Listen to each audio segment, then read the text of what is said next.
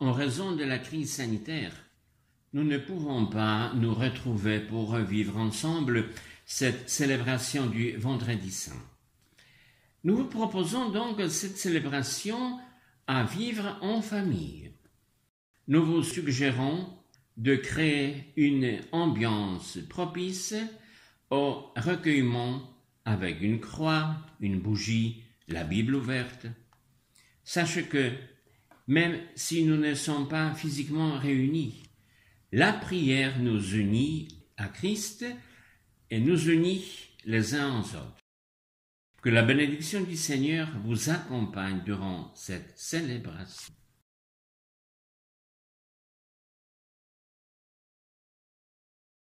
Je vous invite à la prière.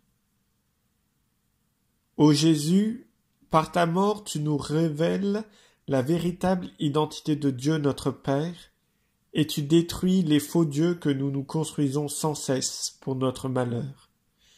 Tu es digne, Seigneur Jésus, de recevoir la gloire, l'honneur et l'adoration de ton peuple, car tu as été immolé pour nous et tu as racheté par ton sang les hommes et les femmes de tous les âges, de toutes les langues et de toutes les races.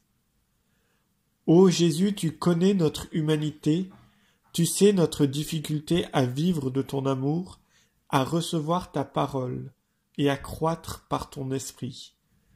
Nous ne savons pas reconnaître nos frères et nos sœurs. Nous nous positionnons en juges du monde, des autres et de nous-mêmes. Pardonne-nous, Seigneur, pardonne notre suffisance et conduis-nous à la vie éternelle. Ô Jésus, tu es un Dieu de miséricorde.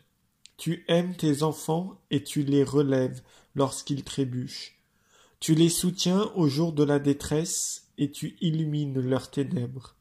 Nous t'en prions, viens mettre en nos cœurs l'assurance de ton pardon.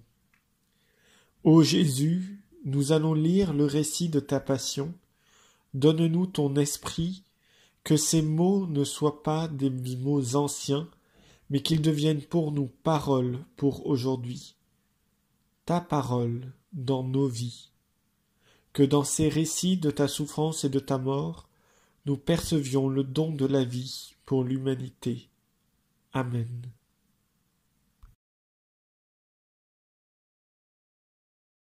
Évangile selon saint Marc, chapitre 15, versets 1-33.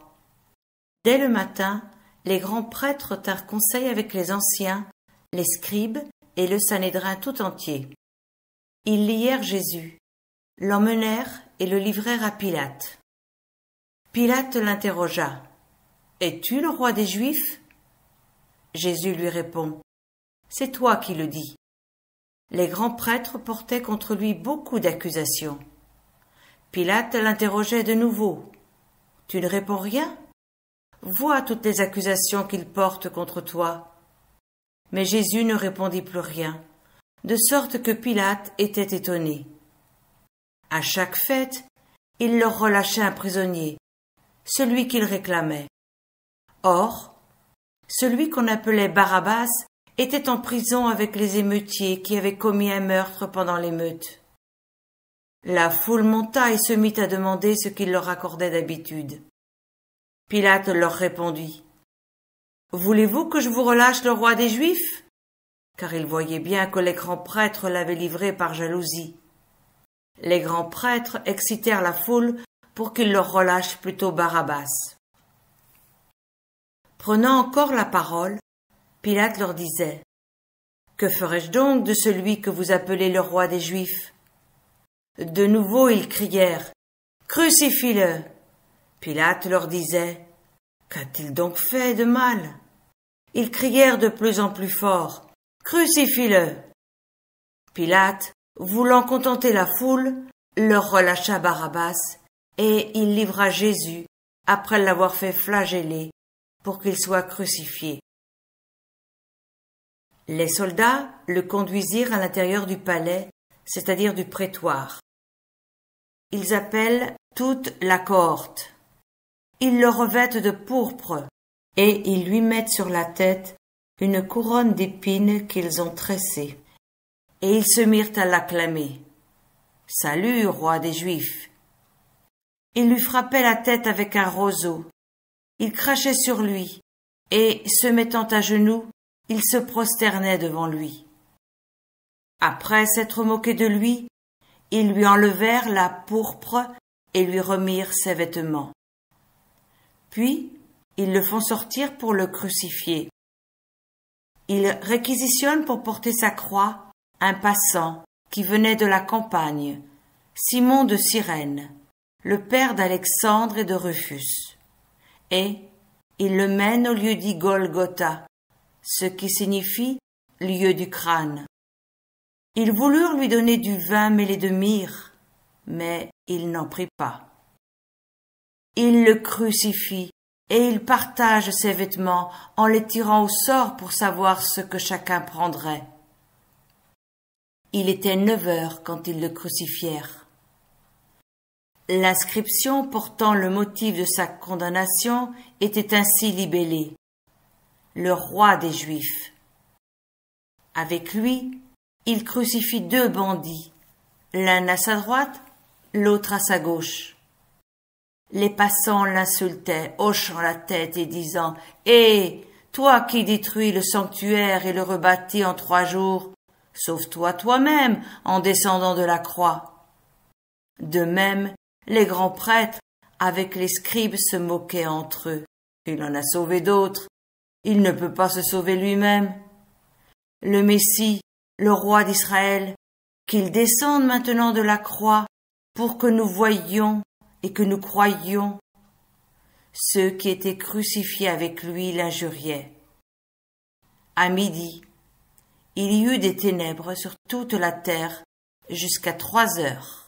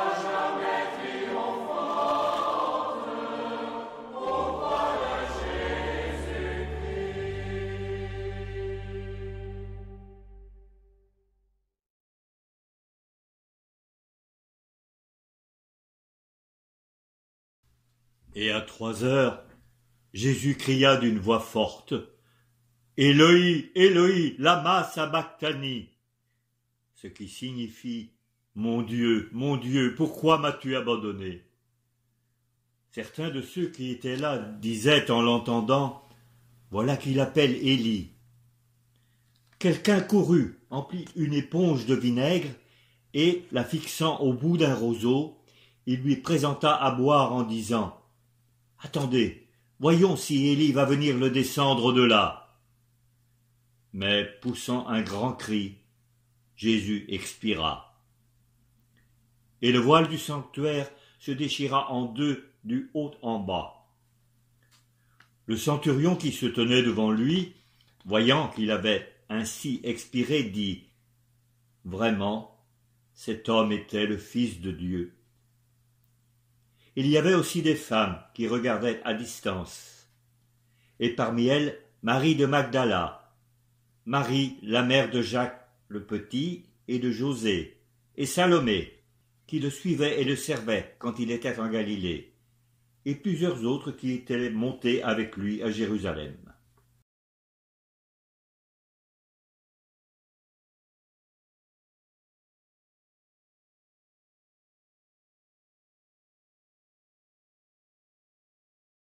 Vraiment, cet homme était fils de Dieu. Tout l'évangile selon Marc pourrait se résumer à cette phrase, à cette confession de foi en ce moment crucial. Mais prenons un peu de distance. Cette phrase, ce n'est pas la première fois que l'on l'entend.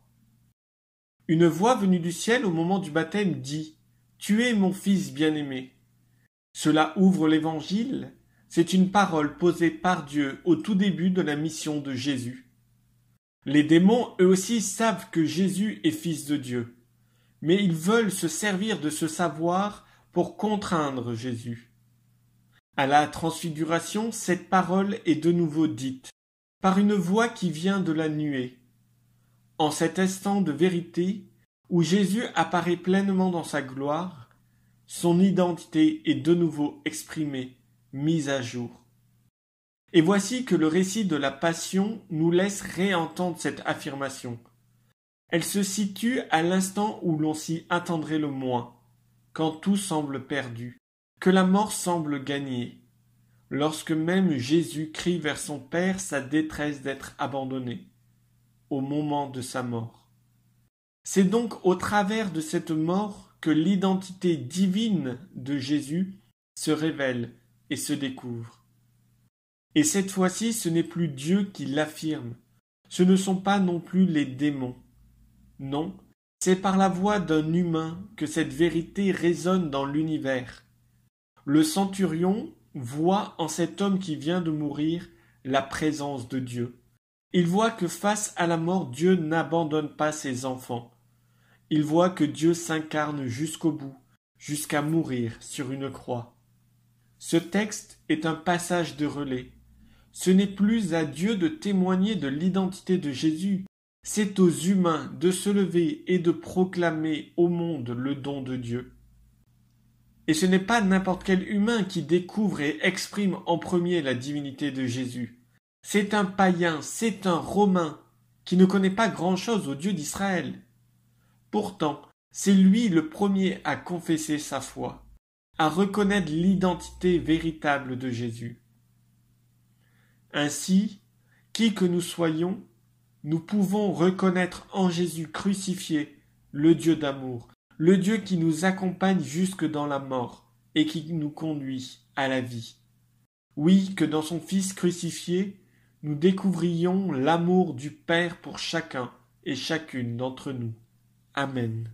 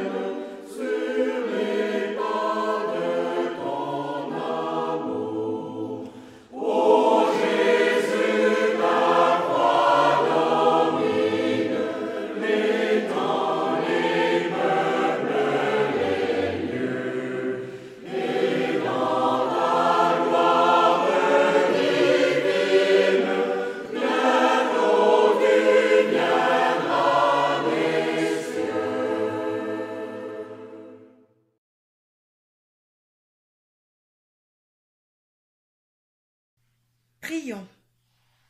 Pour l'Église.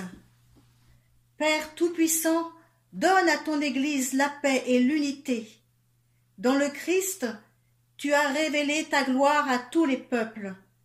Protège l'œuvre de ton amour, afin que ton Église demeure inébranlable dans la foi pour proclamer ton nom. Par Jésus, le Christ, notre Seigneur. Pour ceux et celles qui conduisent l'Église. Dieu éternel, nous t'en prions, prends soin de ceux et de celles que tu as choisis pour conduire ton Église. Nous te prions en particulier pour le pape François et pour Emmanuelle Sébault, la présidente de l'Église protestante unie de France. Nous te prions que sous la conduite de ces pasteurs, le peuple chrétien progresse toujours dans la foi. Par Jésus-Christ notre Seigneur. Pour le clergé et le peuple fidèle, Dieu Tout-Puissant, dont l'Esprit sanctifie et gouverne le corps entier de l'Église, nous te prions pour tous ceux et toutes celles qui remplissent des ministères dans ton Église et pour l'ensemble du peuple des croyants, que chacun, par le don de ta grâce, te serve avec fidélité. Par Jésus le Christ, notre Seigneur. Pour les catéchumènes. Dieu éternel, nous te prions pour les catéchumènes. Ouvre leur intelligence et leur cœur et accueille-les dans ta miséricorde, afin qu'ils renaissent à la source du baptême et prennent place parmi tes enfants d'adoption. Par Jésus le Christ, notre Seigneur. Pour l'unité des chrétiens, Dieu Tout-Puissant, toi qui rassembles ce qui est dispersé et qui fais l'unité de ce que tu rassembles, regarde avec amour l'Église de ton Fils. Nous te prions d'unir tous ceux et celles qui croient en Jésus-Christ et qu'un seul baptême a consacré. Par Jésus le Christ, notre Seigneur. Pour le peuple juif. Dieu éternel, toi qui as choisi Abraham et sa descendance pour en faire les fils de ta promesse, conduis les Juifs, le premier peuple de l'Alliance, afin qu'ils demeurent dans l'amour de ton nom. Par Jésus le Christ, notre Seigneur. Pour tous les croyants, Dieu Tout-Puissant, nous te prions pour tous ceux qui mettent leur confiance en toi, quel que soit le nom qu'ils utilisent pour te nommer. Donne-leur d'aller avec un cœur sincère et de parfaire leur connaissance de la vérité. Donne-leur de s'aimer les uns les autres et d'ouvrir davantage leur vie à la tienne. Par Jésus le Christ, notre Seigneur. Pour ceux qui ne connaissent pas Dieu. Dieu éternel, nous te prions pour tous ceux et toutes celles qui ne te connaissent pas. Toi qui as créé les humains pour qu'ils te cherchent de tout leur cœur et que leur cœur s'apaise en te trouvant, fais qu'au milieu des difficultés de ce monde, tous puissent discerner les signes de ta bonté et rencontrer des témoins de ton amour. Par Jésus le Christ, notre Seigneur. Pour les pouvoirs publics, Dieu Tout-Puissant, toi qui garantis les droits des peuples, viens en aide à ceux qui exercent le pouvoir. Que partout sur la terre s'affermisse par ta grâce la paix, la joie, la liberté et la justice. Dirige leur esprit et leur cœur, afin qu'ils ne cessent de rechercher le bonheur de tous. Par Jésus le Christ, notre Seigneur. Pour nos frères et sœurs dans l'épreuve, Dieu éternel, consolation des affligés, force de ceux qui peinent, entends les prières des humains qui t'appellent, quelle que soit leur souffrance, qu'ils aient la joie de trouver dans leur détresse le secours de ta miséricorde. Nous t'en prions, chasse les épidémies et repousse la famine. Vide les prisons et délivre les captifs. Protège ceux qui voyagent. Ramène chez eux les exilés. Donne la force aux malades et accompagne les mourants. Par Jésus le Christ, notre Seigneur. Amen. Amen. Notre Dieu, que la bénédiction descende avec abondance sur ton peuple, qui a célébré la mort de ton Fils dans l'espérance de sa propre résurrection. Accorde-lui pardon et réconfort, augmente sa foi, assure son éternelle rédemption, par Jésus le Christ, notre Seigneur. Amen.